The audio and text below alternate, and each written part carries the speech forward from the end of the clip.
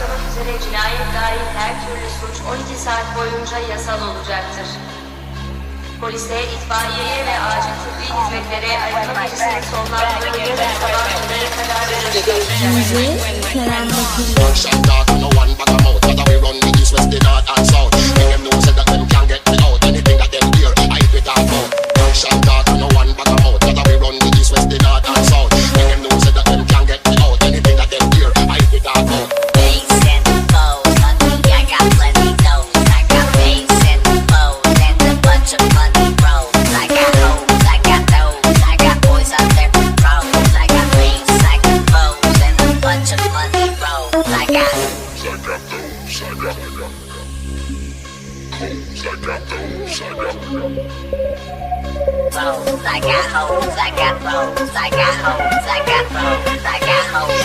HLM Sound.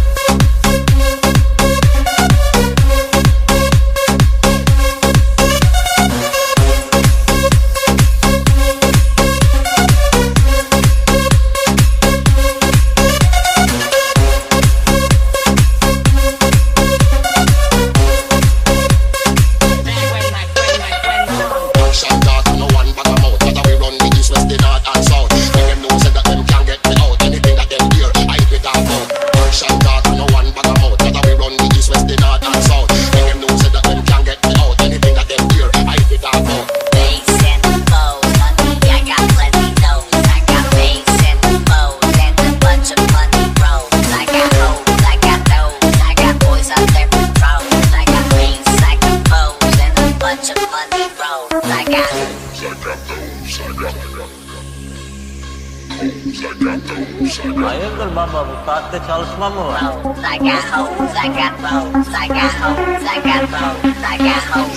Yok, çatışma var.